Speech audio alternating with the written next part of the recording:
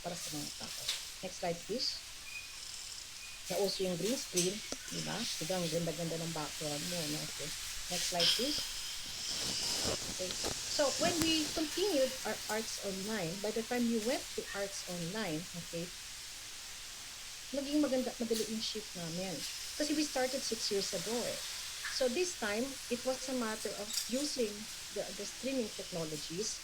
And ito nga po si Abner, our host, when we did our first 3-4 months, he was in New York kasi he got a scholarship from the Asian Cultural Council. But he was able to continue hosting for us kahit na wala siya. Yun na yung wonders of technology that you can bring in people to be able to share and to be able to do their work with us. Next slide, please.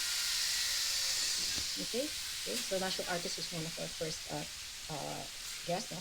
Yung Arts Online talk namin, okay, ang kaibahan nito sa Arts Online na nauna is that this time we followed the milk. Okay? So katulad ng ADEPED, parang medyo binantakin din namin milk para sabi natin, hindi lang siya talk with any artist, kung ano yung tinuturo sa milk, yun din ang naging discussion points namin. Next slide, please. So, with our cell phones, which is now a conglomeration of several functions of different equipment, we saw the opportunities to help out in terms of content. Next slide, please. Okay, just like yung ginagawa sa Sinulay last year and which we will do this year, we look at what we go through for various inputs. We would usually have 2 or 3 different sets to be able to really stream and stream live. No? Okay, next slide please. Okay, ito na ngayon yung Arts Online resources na nabanggit ko. So, when we shifted to do Arts Online na milk related, what we did afterwards was to edit, no? So that this is going to be launched about 3rd week of August habang nagdadagdag kami ng materials. This will be launched in the Arts Education page. Kaya sana maging friend kayo sa Arts Education page, mag-like kayo doon, kasi this will become available. So if you click, for example, on dance, tapos nakita nyo yung description doon, according to the learning competencies and according to the milk, then you can click on that, and then yung talk niya about that particular topic will be discussed. If it is the basics of dance, the experience of this, music, etc., or that nakapasok po ito dito. So we have over 150 materials that are initially going to be launched. No? We will be adding some more of that as our resources allow it, but that is for you. Okay, this is, we're not charging for this. We also hope that when you are able to either show this live to your students or you wish to download it, basta very clear that it's not for commercial purposes. If it's really just for you to teach, no problem. No? And if you want to download it so that yung kaibigan nyo na nasa wala masyadong magandang connection, gamitin nyo, parang yun na nagagamit nila. No? So this is how we're planning to do this. Doon na to, meron lang kami mga graphics na kailangan linisin. So roughly around the 3rd week of August is when we hope to launch this. So tamang-tama kasi nandito kayo sa Art Academy, by the time you finish, you'll be able to give you the precise link. Doon po siya lalabas sa CCT Arts Education. Next slide, please. Okay. So, the last, of course, is ito na yung future natin. This is how we accept the future. No? Next slide, please. Okay. I'd like to put in something that I use in our Sinungaling Art Therapy, which is the stages of grief. Di ba? Yung nangyari ang ating itong pandemic at yung kaguluhan at sobrang dami na pinagawa sa ng DepEd, there was whole idea of denial. Why do we have to go digital? Why do we have to do this? Nagagalit tayo. Ang dami ko nang ginagawa, dadagan pa tayo nito. Pati yung mga parents, inakaway tayo, etc. And then sometimes we bargain, baka naman pwede, hindi ito, or yun. And then at some point, sa pagod na rin siguro, we get depressed. But the ultimate goal is really, after everything else, is there is a level of acceptance that this is going to be our future. Next slide, please. Okay. We know there are gaps. We know capital expenditure is number 1. Okay, so we hope that whoever we will elect in the next elections will be friendly to DepEd infrastructure as well as IT infrastructure para talagang mabigyan tayo ng mga opportunities na ito. But technologies will continue to emerge. Right now, the technology is into hologram. Okay? Yung hologram means yung tao, wala siya dyan, pero nakikita mo siya. So if you're going to teach acting, you're going to teach dance, that is the new wave of the future. Okay? And I've seen it in a play. Okay? So in other words, continuous yan. Tuloy-tuloy ang mga emerging technologies. Pero paano mo yan gagamitin? And we go to expertise. In my experience sa Columbia Media Network, they were the best experts. Marami silang libro, yung iba isa pa doon, may Nobel Prize, pero hindi marunong magturo sa technology. Hindi nila nagagamit yung time. No? Ngayon lang natin nare-realize, hindi pala ako pwede mag-meeting na 8 hours a day. Ay, hindi pala pwede. Ang learning pala natin, dapat 4 hours lang and then you have a gap, something like that. So those are changes that we need to adjust so that we learn well. No? And the reality is, matagal ang learning delivery environment natin, and of course, the inequality of access. Not everybody else has that access. Even though nagbabato kami ng signals so that anybody can access that, unfortunately, pagka umulan, pagka talagang mababa ang signals, hindi natin makakuha. But it will reach the stage that it will. No? And there's still, of course, the theories with the resistance of experiential versus mediated. But I still think that in the future, that is not going to be a problem.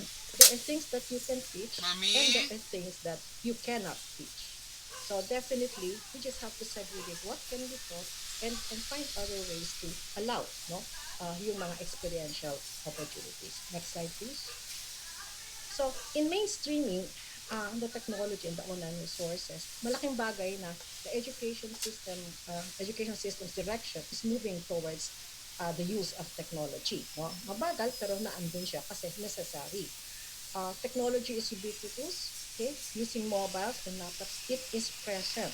It's just like, unfortunately, not everybody can buy low, no? Or cannot reach the signal. So, hindi pa siya nasa ganong level na masasabi natin, ay talagang pwede na. No? The platforms are present. You have Zoom, you have Google Meet, and much more. Okay? But in terms of borders, okay, hindi yan kailangan maging problema.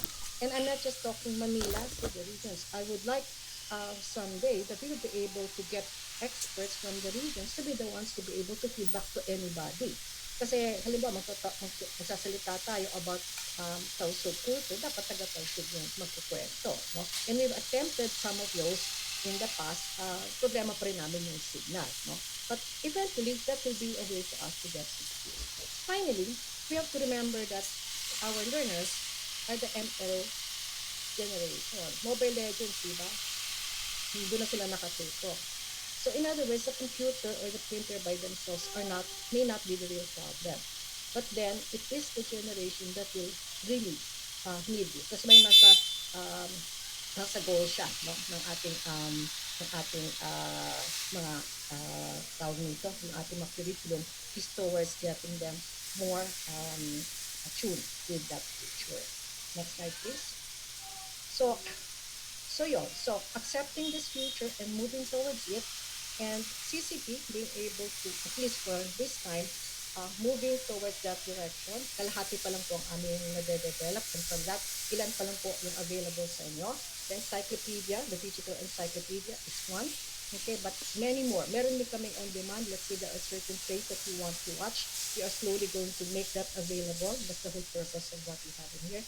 All of our digitization efforts is really towards making it accessible as resources, especially for our teachers. So, yun lang po. No? Kung may questions later, Nonito, ito na bahala. Maraming salamat po, Miss Liz. Okay, so maybe invite Dr. Love again on the floor. Alright, para masagot po ang iilan nating mga tanong from our participants. So, we saw the PNU experience. We also saw the resources available that is being provided by CCP. So, nakikita natin we are really drilling down to the experience, no? Drilling down to the teaching and learning experience of our dear teachers in the community. So, I guess we have questions now.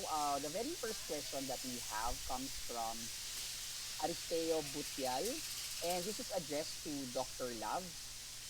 Dr. Love, ang question niya po ay, if MAPE program is now abolished, should the content of LET from PRC must also be adjusted since we are producing BICAED and DPHE students? What will we do to them? Very good question. Very, very relevant question. Yeah, we had initial discussion with PRC. Cross fingers. Because we have a law mandated for PRC for MAPE. But we were able to discuss it with the leadership of Dr. Gabao as our committee chair. He had initial discussion with PRC, and PRC is very open for that. So there will be a separate, hopefully, the first batch of the BICAED program will graduate next year in 2022.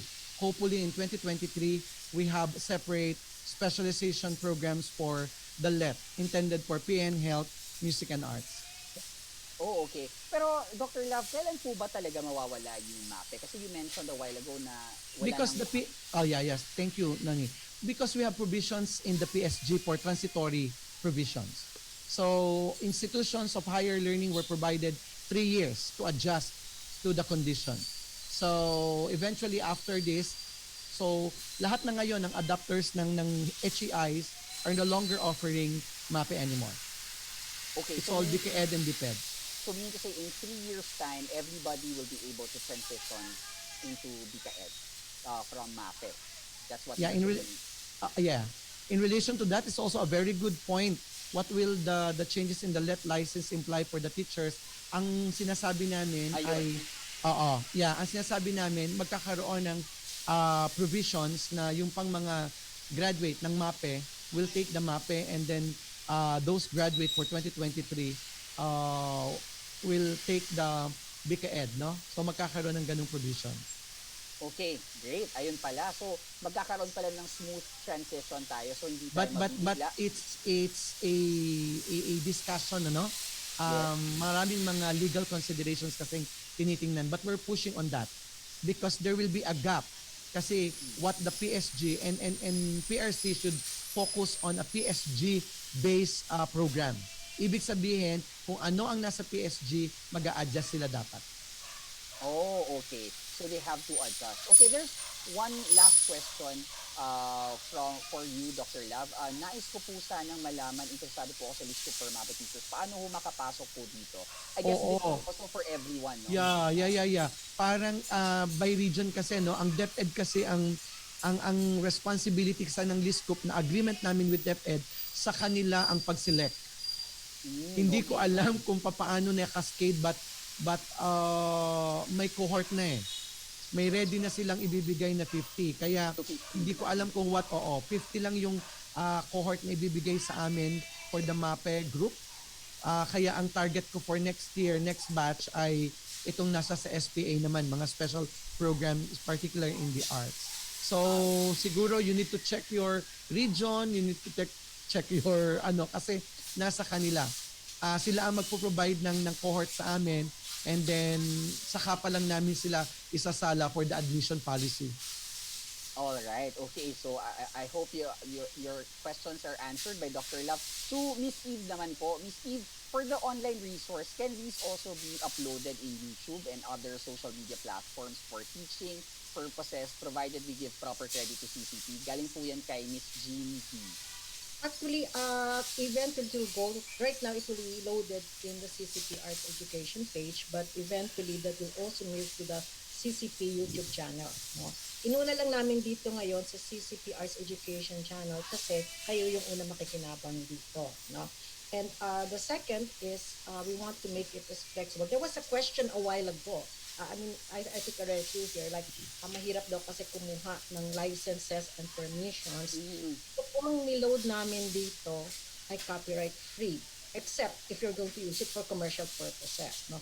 Hiningi na po namin ang permission sa mga artists. Sinabi namin, hoy, gagamitin yan ng mga public school teachers. Are you okay with that? O, sige, kung may pa sila na kontrata na andun yun. Okay?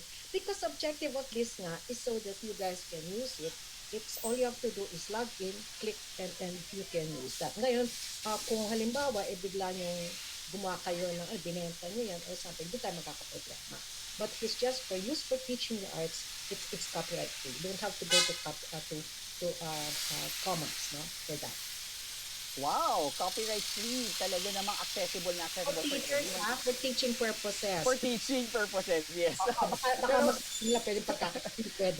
opo. Pero Miss Eve, ito ako, question ko lang to. I know we need to go into a break, but ang question ko lang to, will CCTV on TikTok? Be careful. Okay, sigurado. Not. But because remember, everything that is happening, whether it is TikTok or whatever, kasama yan eh. Diba? Okay? Dati naman, who would say, di ba Lord, yan ako to, si TikTok becomes a folk that. I mean, I don't know, no? Kasi it's an expression eh, no? Right. So we cannot say, hindi yan art, hindi yan ganyan. Hindi. These are expressions and you accept them, no? But as to level, pagka mamaya ng content, medyo mas marami na gusto na natin ng mas magandang TikTok or may say naman siya, hindi lang siya entertainment, na medyo lalagyan din natin ng research. Yan. Yan yung mga research items, Lord, nagagawin natin. I just got it from your cue. Sabi mo kasi ML generation eh. Oo. No, talagang marami yan. The important thing, I guess, is maging prepared tayo. Okay, I mean, sina Ronnie were wondering, saan mo nakuha yung mga ideas na yan, itong arts online? Sabi ko, believe it or not, when I was taking my master's, I didn't know why I had to take subjects like satellite. Lord, nag-aaral ako ng satellite. Ano ba yan? Oh my God. Kaya mga tipong 150 pages per week ang babasahin. And now that this is happening, sabi ko, I know why. So may providence that's happening from that. Great. So thank you again, Dr. Lav and Ms. Eve. For all of your other questions, we're going to send it to them and hopefully we can send you also their responses after this session. So thank you so much, Dr. Lav and Ms. Eve. Maraming salamat po. And that was just 2 of 4 presentations for today. And before we proceed to the next set of topics, we will go on a 15-minute break. Professor June De Leon and Sir Dennis Marasigan are up next. So you don't need to log out. Just stay online and we will be back in 15 minutes. Magbabalik po ang pananaw, content development and perspectives, the plenary session of CCT Arts Academy 2021.